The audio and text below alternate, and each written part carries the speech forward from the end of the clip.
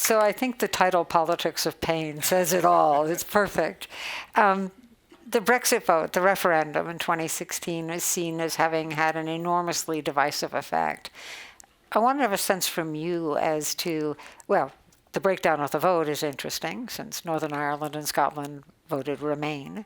But your sense of what was behind the vote, what was behind the positive vote on the side of the English and the Welsh?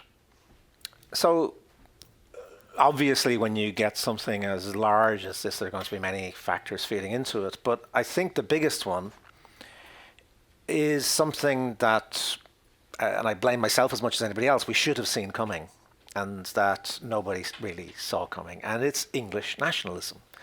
If you look at the Brexit vote, it's very largely concentrated in non-metropolitan England. So if you take out London and one or two of the other major cities, London from the Cotswolds and the Tory shires up to the old steel towns, the old working class heartlands, all of those parts of England are the places in which the Brexit vote is 65, 70, even 80%.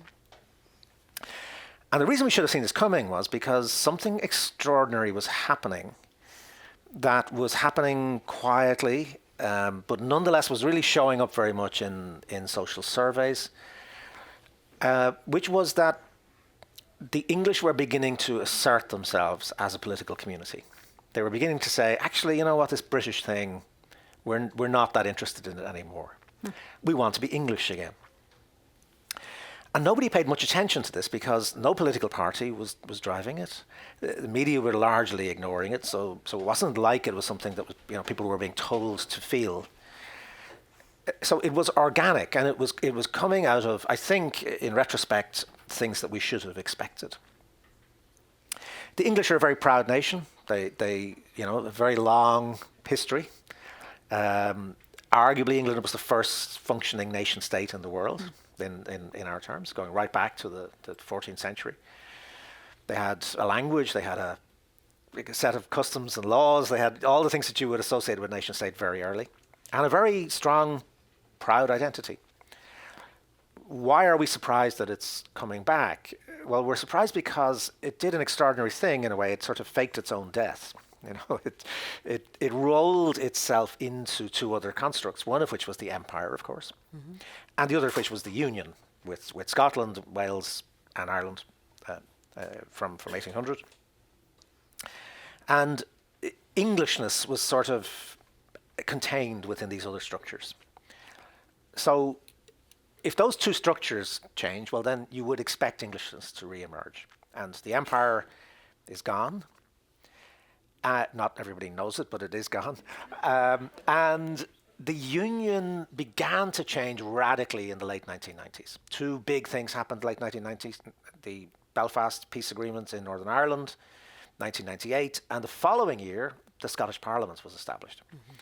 And what you begin to see coming up really in surveys into the beginning of this century is the English withdrawing mentally from the union. And we should have seen this. The 2011 national census, the last census that was been taken in the UK, a large majority of people in England offered the choice, what do you think of yourself as British, British and English, or English? A large majority said English only. And they also, the big surveys were asking things like, who represents England? Who should make the laws for England? I mean, the most basic questions. Do you think it's okay that Westminster, the Union Parliament in Westminster, makes laws for England? No. Suddenly, the English are saying no. In 2012, big survey asked that question. Do you think the status quo where Westminster makes the laws for England is okay? 24% of English people said, yeah, it's okay. The status quo is okay. 3/4 of them were saying, I don't want my laws for me as an English person made in Westminster. This is extraordinary stuff. And we weren't paying attention to it because, as I said, there was no political movement, there was no real media attention paid to it. But this was going to emerge somewhere. And it emerged in a kind of frustration that nobody's listening to us. Nobody pays attention. Nobody's even naming the fact that we think of ourselves as a political community and want to be recognized as such. And the first opportunity that the English got to give somebody a kick and say, pay attention to us, was the Brexit referendum. And therefore, in retrospect, it's not that surprising that they took that opportunity to say, we want to be paid attention to. Mm-hmm. The irony is that Brexit actually doesn't answer any of those questions. It really doesn't meet the needs that were there. But I think this is an underlying force and one we're still grappling with. What are the implications of the rising of English nationalism for Scotland, for Wales, for Ireland? Because of course we've all been intertwined for so long that if this is happening, it's seismic in terms of all of those relationships within the islands. It's a reflection of trends that are happening elsewhere, of course. I mean, in Europe, and throughout Europe, it's happening. Here in the United States, it's happening. Some of the same grievances are arising. You're talking about the relationship between England and the rest of the United Kingdom. Step back for a second and talk about the relationship between the United Kingdom and the EU. To what extent?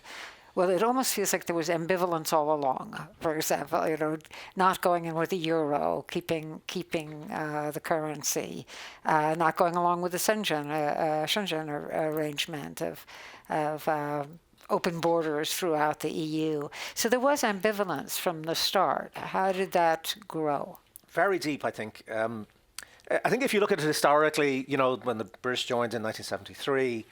I've been looking at a lot of the debates at that time, and even going back into the 1960s when they first applied to join, and you have this very deep ambivalence. You have a lot of opinion which says, this is it would be a humiliation for Britain to find itself in this alliance. After all, we beat these people in the war not that long ago. And here, this is we saved the French, as they would see it, and we beat the Germans, and this is a Franco-German alliance, and we're being kind of brought in almost on sufferance, as sort of second-class members of it. We don't want that. So there's a lot of that there. There's also a lot of, even from the point of view of people who want to join, it's saying, what choice do we have? It's kind of the famous quip about England having lost an empire and not found a role. There's a lot of that in public consciousness. People are talking about this, well, if we don't do this, where else are we in the world? We're not an empire anymore. Do we just become a kind of satellite of America? There's a lot of that thinking. So even among a considerable amounts of people who think, actually, yes, we should join, it's resignation to it rather than an excitement about, isn't this a fantastic project, and we can go in there, we can have a huge influence on it. Now, actually, what really happened was they did go in and they did have a huge influence on it. I mean, the single market, which they're now leaving, was largely a British design. It was driven very largely by the British. The huge amount of the work that went into actually designing how it would function was initiated by the British. And the British, in fact, found themselves in a very influential position. But the popular narrative, so if you look at the newspapers being completely dominated by right-wing moguls, there's a guy called Rupert Murdoch, who you may have heard of, who I know has no influence in American politics, but a hugely influential figure in British politics and British popular culture. And so you have, instead of having any positive narrative about British membership of the European Union, it's always, these people are really just a kind of new version of the Nazis. It's a German-dominated conspiracy. Oh, I see. It's dominating us. And this is ludicrous. I mean, it is frankly one of the most extraordinary things we've seen in modern history, where what you get is the invention of oppression. Lots of people have been oppressed over the years. You may like the European Union, you may not like it, but it's not an oppressor, right? It's not the Nazis. It's a complex, tedious, negotiated set of institutions in which people voluntarily surrender some of their sovereignty to amplify their sovereignty. That's what happens. But if you look at the narrative in the British press, really from the 1970s onwards, it's hugely dominated by the fact that there are all of these Europeans making these horrible regulations which are taking away our freedom. And if you ask, what are they actually doing? Well, they're stopping us eating prawn cocktail flavored crisps. Well, This is very funny, and it really is very funny, but I kid you not, this is a huge issue that Boris Johnson, as a journalist, invents, right? So there's a European regulation that says if it's a potato product, or it says it's a potato product, it cannot contain more than 50% added sugar. It's not a particularly oppressive regulation, right? Boris Johnson says this, it's a great British tradition to make exotic flavored crisps. And to do this, you have to add a lot of sugar. So these people, how dare they? They're trying to stop us feeding our children with prawn cocktail flavored crisps. The European Union is stopping us recycling tea bags. No, they're not. They're stopping donkey rides on beaches. It's most of it is fictional. Most of it is absurd and ludicrous. But if you ask people in Sunderland, what's the European Union? It's those busybody people who have been interfering with our freedom. So this very much feeds into this kind of nationalist narrative. You see, what does nationalism want to do? The narrative is we are being oppressed and we want to throw off that oppression. And so it allows a country which is not, by any historical standards, oppressed, to sort of almost imagine itself masochistically into a position that we're being oppressed by these horrible people. And therefore, Brexit becomes an act of liberation. The problem is, if all you've been liberated from is fictional constraints, then it doesn't actually help you very much. You're not any better off because the constraints were not real in the first place. So this resistance to integration there are some real world anxieties. You had the Eurozone crisis, the economic crisis, that sense of contagion when you're integrated. Immigration was a large issue. Were there others that were literally sort of issue-oriented that drove it as well, and fed the sense of resentment? Yes. So I think there are one of the big things that's underlying it is particularly coming from the right. The right wing of the Tory party is you always have to remember there's a very strong agenda to, in a way, complete the agenda of Thatcherism. That Thatcherism, this market philosophy, this breaking up of the state, handing over the public services, particularly the health service, all of those kind of things to market forces, was never completed. And the European Union is seen as a kind of super state and therefore a constraint on the final Thatcherite destiny. So coming from a very influential section of the Tory party, you've got that driver.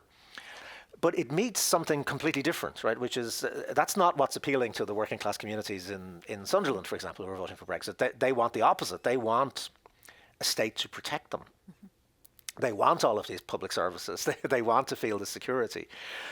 So Brexit is in this sense, yes, it's driven by all of these kind of things, but they're often complete opposites. And the key to the Brexit referendum was David Cameron's extraordinary arrogance in one very simple respect.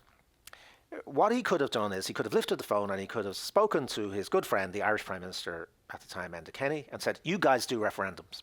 So in Ireland, we have a referendum about something almost every year. We have a written constitution, and it can be changed by popular vote, right? So we have a referendum about almost every year. We have a referendum.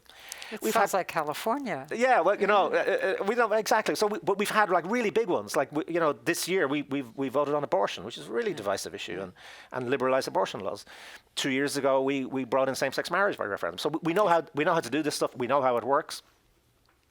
And it would have been really interesting if David Cameron had just said, look, okay, how does this thing work when you call a referendum? Like, what actually really happens?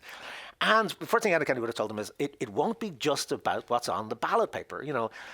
A referendum gives people all sorts of emotional outlets, to say, I'm really angry about this, and therefore I'm going to take it out on them, in this moment.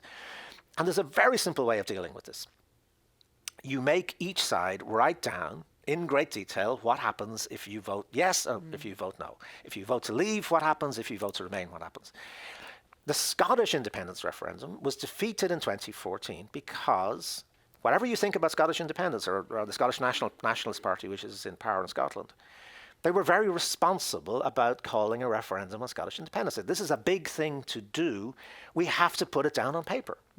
And they produced a 900-page document about what independence would look like.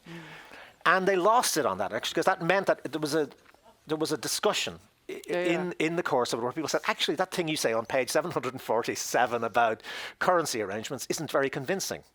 And you had a real discussion then about what are you actually saying is going to happen. The pro-leave side in the Brexit referendum had a completely free ride. They could say whatever they liked. They could make stuff up, which they did about there was going to be £350 million a week extra for the health service. But also they didn't have to agree among themselves about what Brexit would look like. So you had a range of opinion about what kind of Brexit should you have. This is one of the reasons why it's become so becalmed as a project, because it didn't have it's like a revolution with no revolutionary program worked out.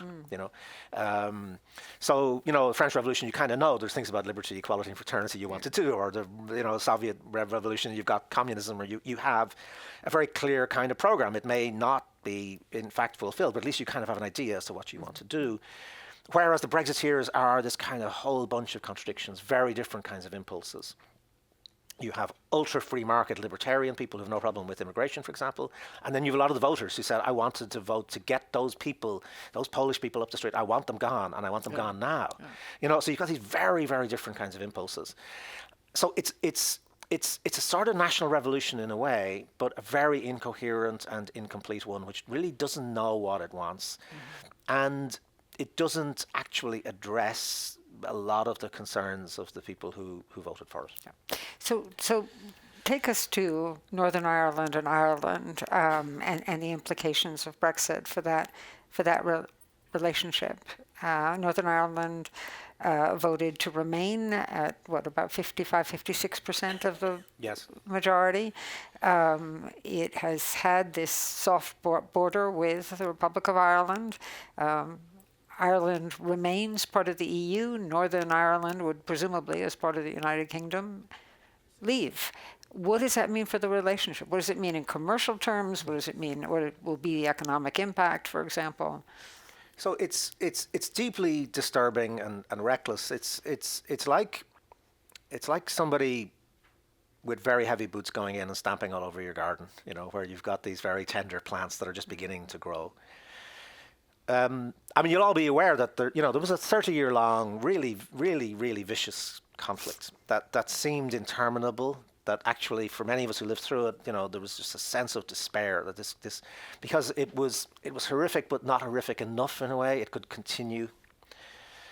There was a phrase used by a British politician about an acceptable level of violence. So you had this kind of obscenity of a murder a day. You had this kind of awfulness in this very small community. 1.5 million people.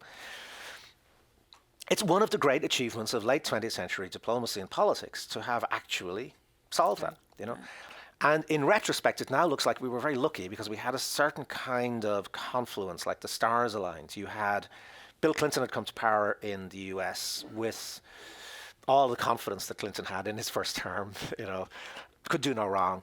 Tony Blair came to power in Britain at the time when he was completely untarnished, had a huge majority, could do no wrong. The paramilitary organizations who had been driving the violence, the leadership in both sides had kind of reached a point where they were getting older, middle-aged. They were beginning to think, oh my God, are my kids going to go through this same stuff as I've gone through? So you had this, and you had Irish governments. Ireland itself was modernizing in a lot of ways, liberalizing in a lot of ways. The old kind of very narrow nationalism was being challenged, and people were open to new ways of thinking. So these things aligned, and we got a peace process, which is absolutely not perfect, qualified in all sorts of ways, but is utterly remarkable. It's a great human achievement. And it was an achievement that was primarily Irish and British. These two historical enemies, worked together with absolute clarity and closeness to bring it about. But it was also underpinned by both the United States, which was really a kind of very important guarantor and friends throughout the process. Of course, Senator George Mitchell chaired the process with man should go straight to heaven. Remember when John Not, Paul? not too soon. Well, yeah, you know, they should make somebody a saint even when they're alive. You know, I think, you know, the patience So that they man, could enjoy the it. patience he showed Yeah. to deal with all of this stuff was remarkable. And the European Union was a guarantor as well. So you had all of these kind of things aligned. A very delicate process, and really what the process was trying to do was to say, look, you have a problem here, which is a historic problem, which goes back to, you know, well, you can count, you know, 700 years, 800 years, whatever beginning point you want. In order to solve it, you've got to do something really radical. You've got to stop thinking about identity as being monolithic. So if you ask the question, are you Irish or British? Do you want a united Ireland or do you want to stay part of the United Kingdom? You were only going to get polar opposite answers. And there was no meeting point. It was a zero-sum game. So the British used to always kind of superciliously joke about the Irish that whenever the Irish question was about to be solved, the Irish would change the question. And actually changing the question was a really good idea, right? Which was, instead of saying, what is your identity and are you willing to die for it? You said, what could you live with? Yeah. What way of thinking about identity would be okay so that you could actually get back to some kind of normal life?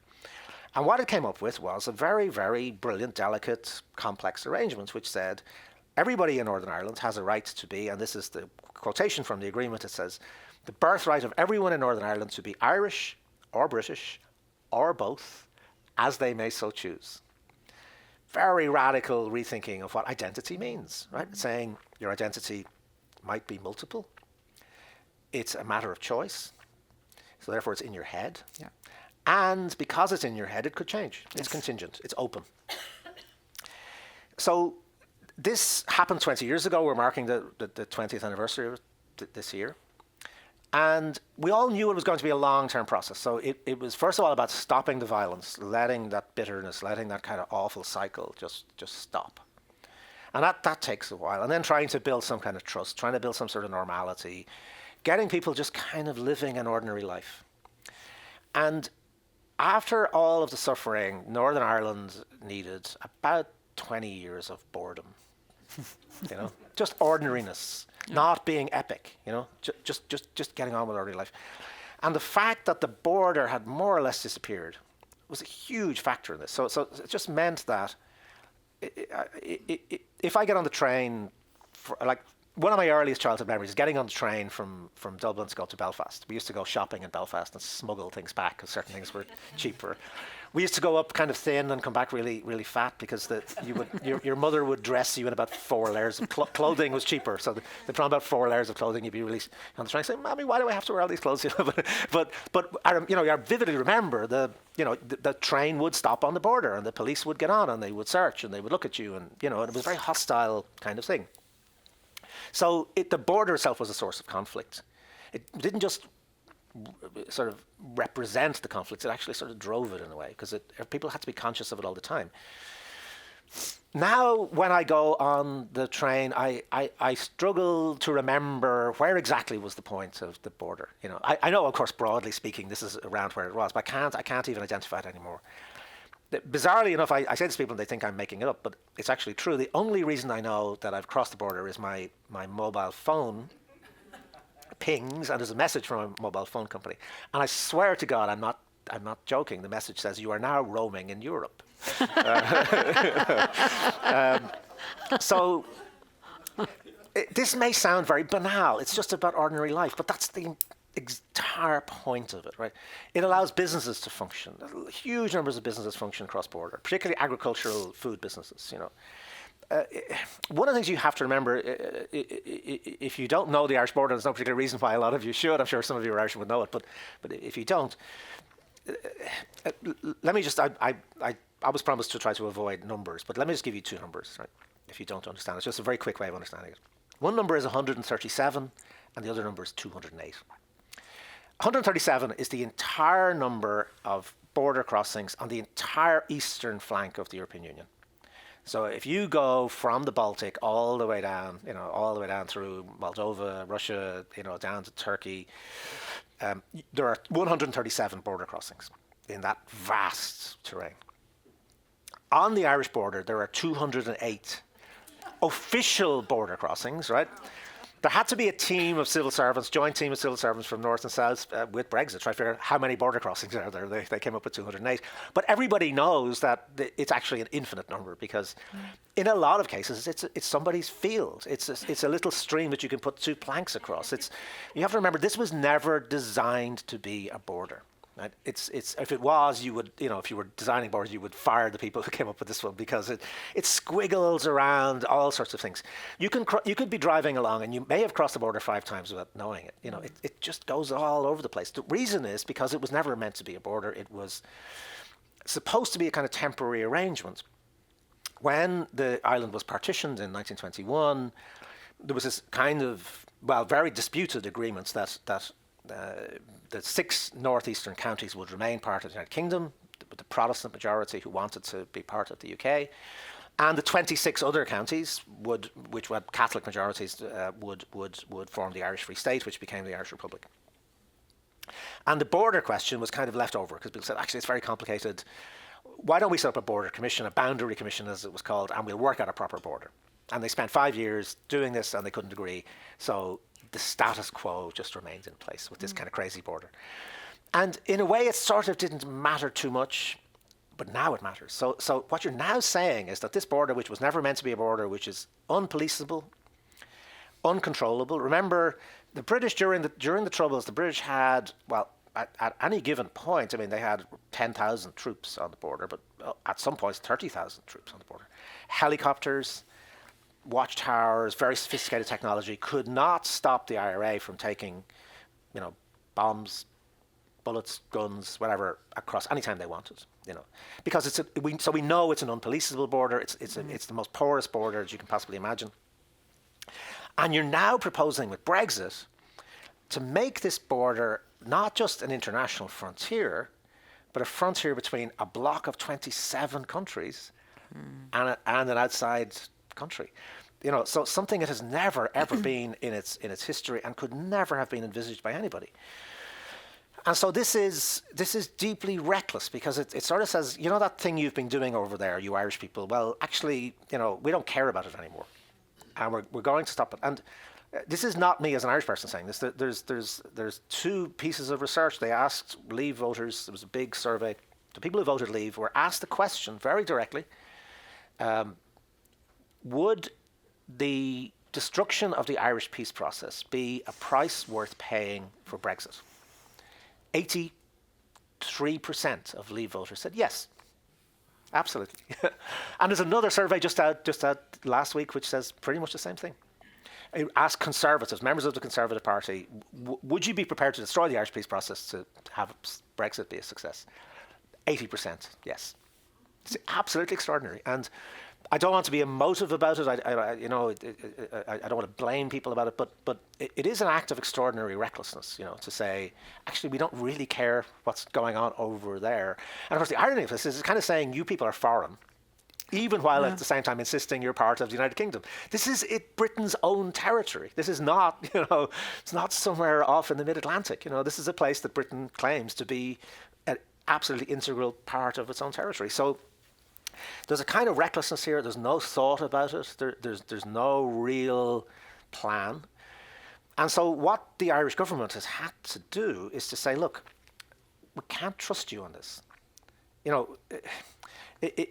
So everybody is saying, so it looks very simple. Everybody is saying there cannot be a hard border, including the British governments, European Union, the Irish governments, everybody's saying can't be a hard border. You can't go back to that. So that looks very simple if we all agree. What's the problem? And the British are saying, look, just trust us on it. We'll work out something. After we've done the deal with the European Union, and we're going to get this fabulous deal, and it's going to give us, we're going to have cake and eat cake, and everything is going to be just wonderful. So, of course, there'll be no border. It'll all be fine. And the Irish government, I think reasonably enough, has been forced to say, look, we can't take it on trust that it's going to be fine. This is a really serious matter for us. This is an existential question for us. And you have no plan here. You have absolutely no sense at all of how you're going to achieve this thing that we all agree we must achieve.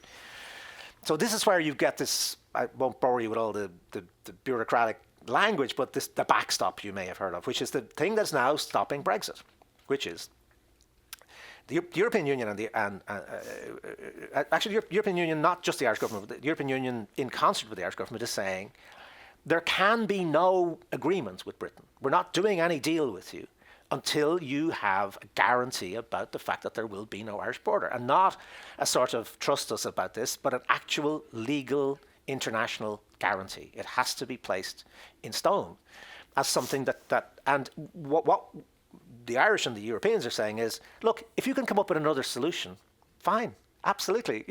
If you think there's some magical technological solution that you can have a border between the European Union and Britain that has no infrastructure at all, that never existed in human history before, would you think you can do it? Well, fine, we're all delighted with that. But all we're saying is, if you can't, there's a fail-safe, which is that you're guaranteeing that there won't be one, and therefore you're going to have to do certain other things. And of course, the other things mean that really the only way that I think this can work still is if the UK has a very soft Brexit, if it stays within the European Customs Union and in large parts of the single market. But of course, that's exactly what it's saying at the moment, that it will not do. And that's why the talks are in such a quagmire. I mean, they've been unable to move forward. And it's all about the Irish issue. Right. The Irish issue is absolutely central to the whole thing. And it's a great example of the return of the repressed. If you don't talk about it, if you ignore it, it's going to come back and bite you. And that's really what's happening with the Brexit process now.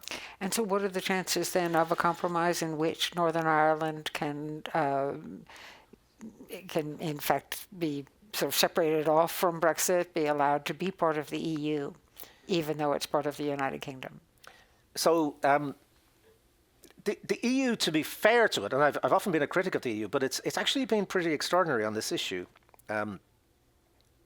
So the EU negotiation, Michel Barnier, who's leading the team, and really everybody from the European side who's spoken about this, has said, but Barnier said it simply, that there are three things the British have to sort out before we can get into talking about the final deal, what the relationship's going to look like. People, money, Ireland. People is just mutual rights between, citizens of the UK are going to be living in European Union countries. What are their rights? And vice versa. Complicated bit of toing and froing, but it's normal diplomacy, right? It's the sort of stuff that negotiators do. It's fixable. It's pretty much agreed.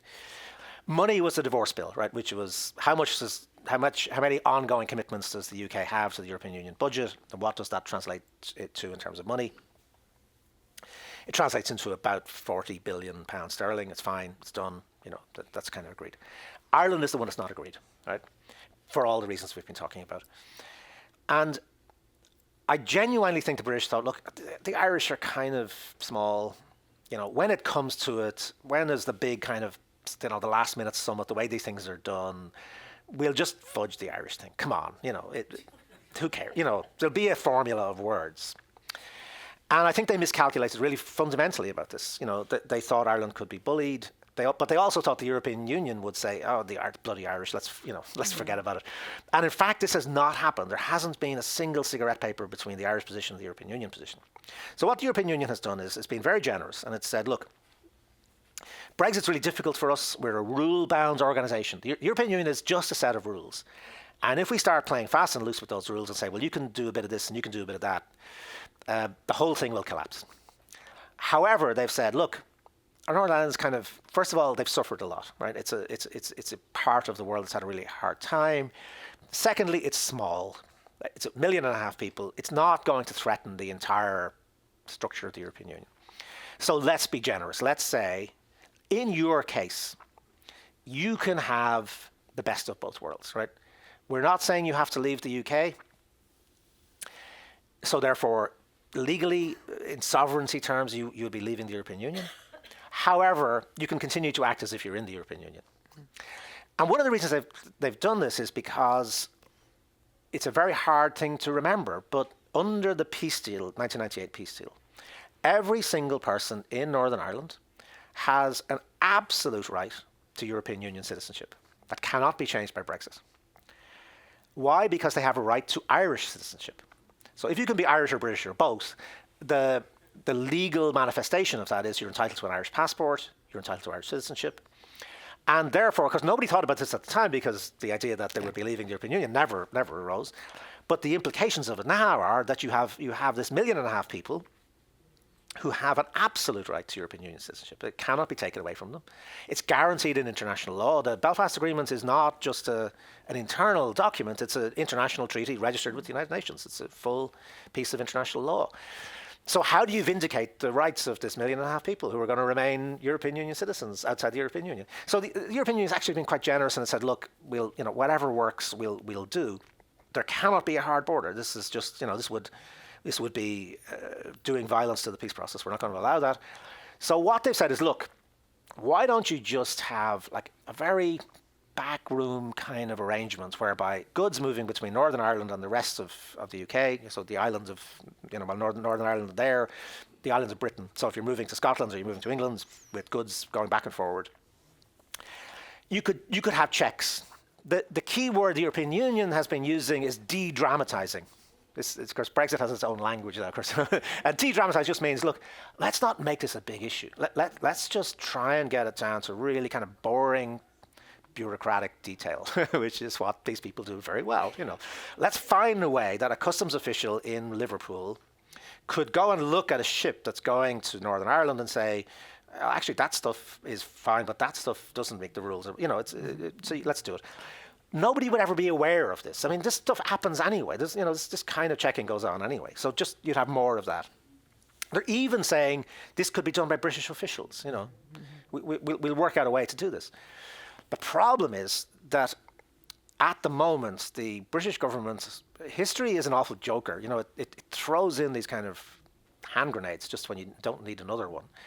So just with all the Brexit stuff going on, of course, Theresa May called an election in 2017, thinking she would win a massive overall majority, lost seats, is now in a minority position, and the joke of history was she's being propped up by a small party from Northern Ireland, which is the Democratic Unionist Party. It's the most, historically, the most extreme Protestant Unionist party. It has 10 members of parliament, not a huge number, but that 10 hold the balance of power, and they're keeping Theresa May in office. They're saying, if you do anything like what the European Union is proposing, however de-dramatised it is, it makes Northern Ireland different from the rest of the UK. If you've got checks going from Britain to Northern Ireland, you're saying we're different, we're not the same as every other part of the UK. That's a threat to our unionist identity, and we will bring down your government if you do this. And that's what's happening right now. So the only solution to this, right, is what the European Union is suggesting. There's really no other way of doing this, right, which is just if you don't want to have a hard border on the island, there has to be some kind of check outside the island. But at the moment, so that's kind of conceptually, I think, accepted by everybody, but politically, it's currently looking impossible. The very small thing, but the DUP, this Unionist Party from Northern Ireland, yesterday voted against the government on a relatively harmless bill, but it was kind of a shot across the bow saying, this is what's going to happen if you continue with this. So really, this is going to come to a head in the next 2 weeks. It has to, just with the way the time is moving. And so either Theresa May is going to blink and say, yeah, we accept the European Union's proposals on this, and risk the wrath of the Democratic Unionist Party and some of the real hardliners in her own party, which will create a political crisis in Britain, or the talks are going to fail. We're actually getting to a point where a no-deal Brexit is still possible. And it will be the Irish question that will have led to that. The irony here is nobody in Ireland wants a no-deal, because we're collateral damage and all this sort of stuff. We don't want to cause Britain any harm of any kind. We genuinely don't, I mean, even in spite of all the years of bitterness and everything else, that's all gone. There's a mutual interest in having a rational working deal. But at the moment, it's politically very difficult to see how that emerges. Mm-hmm. So the Conservative parties met recently. We're moving into an EU summit. What is Theresa May up against, both from her own, starting with from her own party? So she has two great enemies. One is time. Enemy to us all, really, as you can see with my balding head. But she made a huge tactical mistake. I mean, just an enormous mistake, where she started the process. So the process of leaving the European Union is a legal process, and the country that's leaving starts the clock. They file Article 50, it's called. They say, we want to leave, and then you've got 2 years to negotiate. There was no need to do this immediately.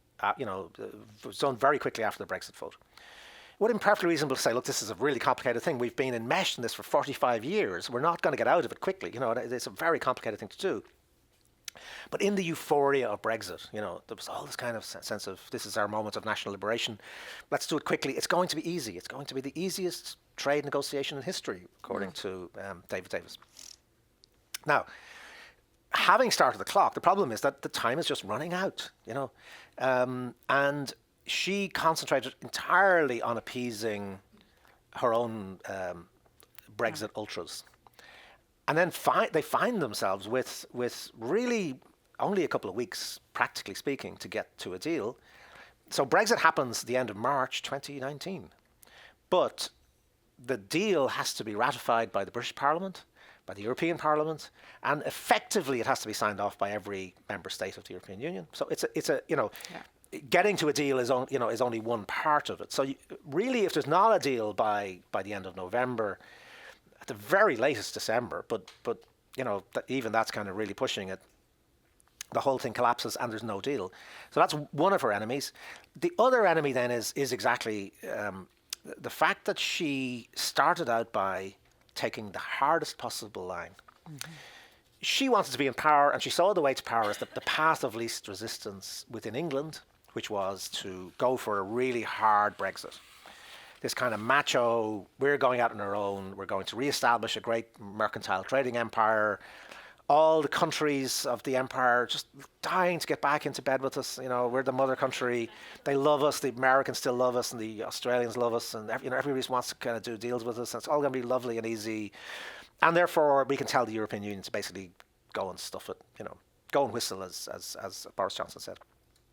And then you've had this very slow realization, of course, that it's a very simple question. Geography is destiny. Britain is an island off the continent of Europe, and no technology has yet been found to sort of change that, right? And so it has to have these relationships. It has to have these very, very close relationships. And no work really was done in terms of thinking about how this was going to happen. Rhetorically, they've built up this kind of head of steam for a really hard Brexit, you have a large group of backbench MPs. You have Boris Johnson, of course, who's resigned from government in order to sort of try to lead them, thinking that's the way to power. And so they're pushing for what they call a Canada-style deal, right? Which is basically, a Canada-style deal is just like what the European Union would negotiate a trade deal with any other third country, with a couple of extras on top. Now, the ludicrous thing about this is that it doesn't address at all the reality of Britain's situation. Britain's not Canada. It's in Europe. Its trade, is 40% of its trade is already with the European Union, but also its trade with the rest of the world, remember, is done through treaties which have been negotiated via the European Union. There are 75 major trade treaties. So Britain, in this circumstance, is starting from scratch to say, let's negotiate trade. Now, I don't know, maybe some people here have been involved in trade deals. I haven't, but I've spoken to people who are. They take a minimum of 7 years. The Canada deal that they're looking for took 7 years to negotiate, because they're incredibly complex. I mean, you're talking about, light fittings and standards for, the most extraordinary goods and services and all sorts of things. And so she's being pushed in this direction. She has realized that she has to compromise, right? So British industry is now saying, this is catastrophic. I mean, we're facing a possible catastrophe here.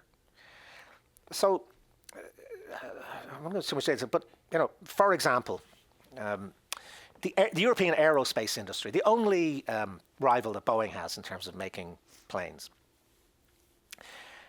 is essentially a Franco-British creation, right? So the Airbus planes are made in France and actually largely in Wales, in around Cardiff, right? So every day, huge numbers of aircraft parts go from France to Cardiff and back every single day. It's completely integrated supply chains. that's just one example. Nissan builds 500,000 cars a year in Sunderland, which voted for Brexit. Right? This working class town voted for Brexit. Its biggest employer is Nissan, the Japanese car maker. Nissan brings in, and I had to myself, when I saw this figure, I thought, oh, that's wrong. I had to actually go back and check, But it's actually true. They bring in 3 million parts a day. Not a week, a day. They bring in 3 million parts a day. They are, as all of these big companies are now, they are fully integrated supply chains, right? And it's all just in time. Nissan has half a day's stores on hand in Sunderland. Half a day. After half a day, the plant closes down. Now, if you are saying those 3 million parts have to be checked every day, it's just impossible. It just cannot be done. So the head of Nissan recently came out and said, look, we didn't say this during the Brexit referendum because we didn't think it was going to pass. We just thought if we interfere, we'll be accused of, trying to frighten people and everything else. But I'm really sorry, we would just have to close. I mean, we just cannot, we just can't do this. We've invested billions in this. We don't want to do this. This is a state-of-the-art plant. It employs enormous numbers of people. It really works. It's fantastic. We're delighted with it. But we cannot be having tariff and non-tariff barriers for 3 million things going in and out every day. That's never mind the actual cars that are produced, right? This is just in terms of process.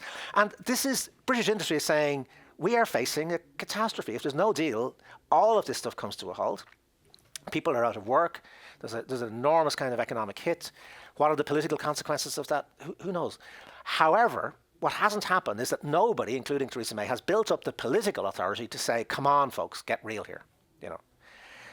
In these processes, every revolution always has, fantastic utopian ideas. It's all going to be great. It was those people who were stopping us from being wonderful, and as soon as we get rid of those people, everything's going to be wonderful. That's the basic narrative of a revolution. And then somebody has to come along at some stage, Napoleon or whatever, and say, actually, you can't keep doing this. Some kind of rationality has to be applied here. And the problem is that Brexit undermined political authority to such an extent in London that there's now nobody, not the government and not the opposition. So the Labour Party, which is the alternative government, is also completely divided about Brexit and is afraid to really say anything very much. So what you have is, you have a situation in which there's a real need for pragmatism and for a sort of genuine patriotism of somebody who says, look, this is self-harm. It's not in our interest to continue to try to do this stuff at this level. Somebody has to come in and say there's going to be all sorts of compromises and you won't like some of them. That's what pragmatic life is like. And Theresa May is the person who's going to have to say that, but she hasn't prepared herself to be in that role. So she started out taking this very extreme position. And over the next 2 weeks, she's going to have to come out and say, look, would you people ever just shut up? I'm really sorry, but you can't keep doing this kind of crazy, nationalist revolution stuff. This is people's livelihoods. This is the future of the country. This is real stuff in real people's lives. And we have to speak honestly to them and say, as your leader, I am not going to lead you off a cliff. And we don't know yet whether she has the authority to do that. And this is an extraordinary situation. I can't think of anything we've ever seen like it. I don't know if you remember, just finally, the Brexit movie, if you ever go back and want to look at and understand Brexit, is The Italian Job with Michael Caine. It's absolutely fascinating. It's all about going into Europe, and it's a kind of a very, very strange film. But I don't know if you remember where it ends up. It ends up with they steal all the gold from Turin, the Italians, and their buses, they put it onto a bus, and then they're getting away. They're going through the Alpine passes, and then they take a wrong turn, and the bus is left perched over the cliff, and it's going like that. And the gold is on one end, and all the crew of criminals are on the other end. And if they move towards the gold, the bus will go off. And if they don't move towards the goal, then the whole thing is pointless. And that's exactly where Brexit has ended up, right? So, they can't move forward to get this prize that they want, and they can't get out of it. It's a really extraordinary situation. So is this loss of authority on everyone's part, on all parties' part, is that the greatest danger? Yes. And it's the problem for us in Ireland is it's a danger for us too, of course, because Yes. we have no say in this. We cannot influence what happens in Britain itself. But it's a real lesson to us, I think. We all quite rightly, I'm a professional agitator. I try to make people question how power is being used and how politics is working and all those kind of things. And it's an absolute democratic duty to do that. And that's what an engaged democracy is like. And I'm not being supercilious about the people who voted for Brexit. They engaged in a political choice. But that has to be balanced by a sense that actually we all depend on political structures that we may criticize and we may dislike, but we cannot destroy those political structures without being very careful as to what takes their place and what kind of institutions might work for us. And the institutions themselves have to have some democratic authority. What happened in Britain was they used a democratic mechanism that is not part of their culture, referendums. If you look at the entire history of political self-consciousness in England in particular, it's about the sovereignty of Parliament. That's what, English history is about that. And to turn around and one of the most critical existential questions that you faced in your modern history and say, actually, this is not going to be done by Parliament, it's going to be done by a popular vote. That's fine if you think that through. How are we going to follow through on that? But they haven't done that. So they've placed authority in this sacred moment. June 23rd, 2016. That moment, the people spoke. But what did the people say? They said, we don't want to be in that thing. That's fine, but it doesn't really get you very far. It doesn't tell you how you're going to do this and how you're going to do it with least self-harm. I mean, in my view, it's a crazy decision. I think I talked to a guy who was a very old trade union negotiator, and he said to me, and he's a very pro-British guy, and he said, there were only three possibilities. He said, if you're going into a negotiation, as a labour leader, right, you say, what do I want? And in this case, there were only three possibilities. One was the status quo, which they had rejected. The second was something better than the status quo, which the European Union could not possibly give a leaving member. I mean, if you can leave a club and have all the benefits outside of it, then the club is gone, right? And this is literally, the European Union would dissolve in 5 years. If Britain ends up with something better than the status quo by leaving, European Union's gone. So you couldn't get something better than the status quo. And so the only thing left is something worse than the status quo. And who in their right mind would want that? But that's effectively what they're stuck with. And then you need a political authority to say, let's make it the least worse than the status quo it can possibly be. Let's limit the self-harm as much as we possibly can, and so that the whole thing doesn't go crazy, and maybe down the road we're in a position to rethink it. My deep worry is that nobody is exerting the moral imperative, actually, of standing up and saying, you may hate me for this, you may think I'm a traitor, you may think I'm weak, but I love my country, and what I love about my country is that it's a rational democratic society, which Britain is, and that in a rational democratic society you have to look at self-harm and say, exert your moral authority and say, look, whatever you think of me, the best I can tell you is that we're going to end up with a compromise that you won't like, but that will preserve those jobs, that will keep us on some kind of even keel, and that will limit the amount of harm that we do to ourselves and to others. I hope that Theresa May finds it somewhere in herself to be able to articulate that for the British people, and she's going to have to do it over the next few weeks. Yeah. Two of the question cards that have come up from audience members ask the question of what would happen were there a second referendum. Is that wise? Would that be reckless? Would those who voted for Brexit feel betrayed? What would be the impact? So a second referendum is often talked about as very undemocratic, and in one way it's a good argument. I would suggest it's not undemocratic for three reasons. One is that if you can't change your mind, you don't live in a democracy. Changing your mind is the essence of democracy. If we couldn't change your mind, you'd have Donald Trump here forever. Secondly, the 2016 referendum was itself a second referendum. This is completely forgotten. Nobody refers to this at all in the discourse about this. But there was a referendum in 1975 in the UK, which was to be the once and for all decision, are we in or out? And it was passed by 66% to 33%. I mean, the British voted to be in the European Union. So at the very least, you could say, well, best of three, perhaps, you know. But thirdly, there was, you know, for the reasons we were talking about, there was no real content to the question that people were asked. It was a pure negative, right? There was no positive content to it. And so it does not seem to me to be at all undemocratic or unreasonable to say, okay, this is what you voted for. This is what it looks like. Mm-hmm. It's a negotiated compromise, and this is what it looks like.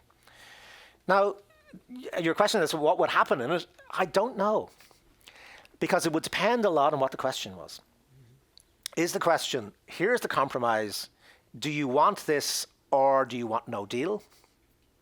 Or is the question, here's the compromise, do you want this or do you want to stay in the European Union? Mm-hmm. They're two very different kind of questions. So it might even have to be a two-stage referendum, believe it or not, where you have the three options on the ballot paper the first time, which says, take this pretty messy deal, go out, crash out with no deal, or stay in. And then a runoff between the top two options. Right? It's a messy process. I'm not saying it's not. To me, it's the only way out of this mess that's been created, because exactly as you said in your question, you know, whatever happens, a lot of people are going to feel betrayed. You know, you can't take this genie out of the bottle and then just stick it back in. They've done it now, and my view is that Brexit is always going to be an ex-Brexit. Brexit ceased, really, it died on the day it was born. Why? Because it was completely impossible to fulfill in the terms it had been framed. Remember, it was framed as, this is really easy, it's no problem, we're going to have all the benefits, all the existing benefits of European Union membership without being in the European Union. Right?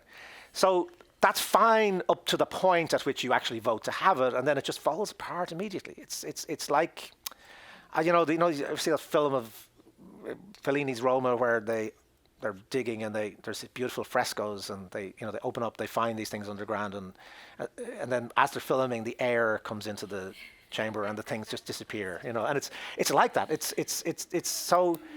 It's always in the past, oddly enough.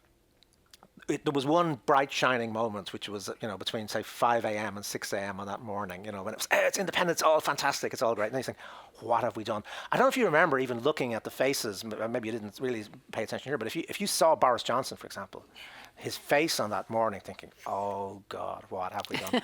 You see, it wasn't supposed to happen. This is the key thing for a lot of these people. It was a game.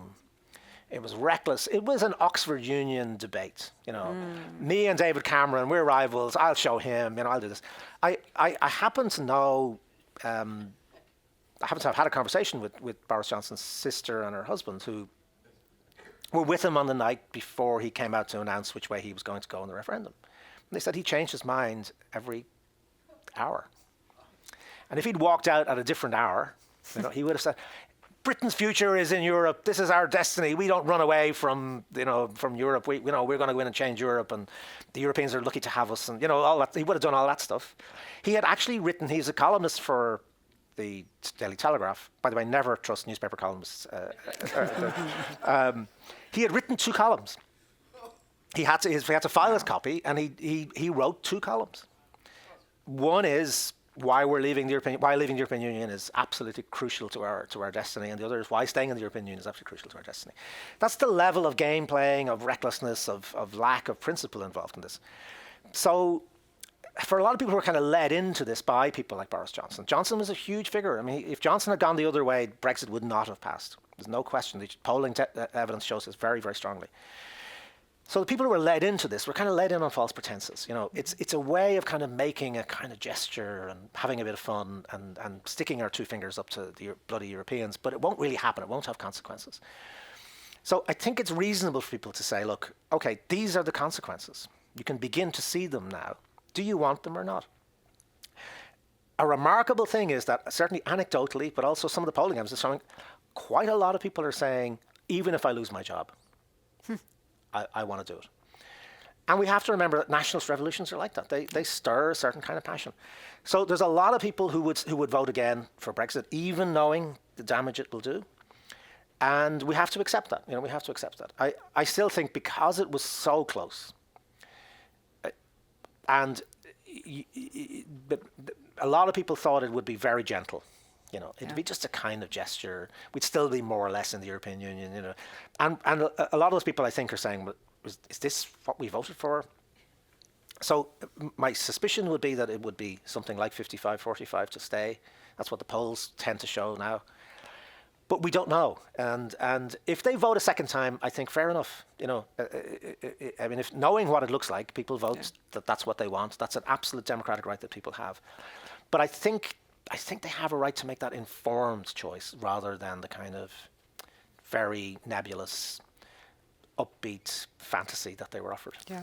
So it sounds like this is the time for Theresa May to call her counterpart in Ireland to say, now how do you structure a good referendum? Well, we've done second referendums. We had twice actually. The Irish voted against European Union treaties. And then we kind of were a bit shocked at ourselves and thought, oh God, did we really do that? and then we kind of negotiated a few kind of minor changes with Europeans, and then we voted again, and people changed their minds.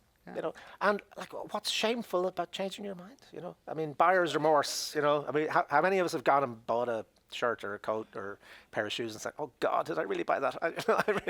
We make decisions that maybe, you know, are not right. We don't really think about the consequences, and I don't think there's anything at all shameful or humiliating about this. But saving face is one of the terrible elements of human conduct.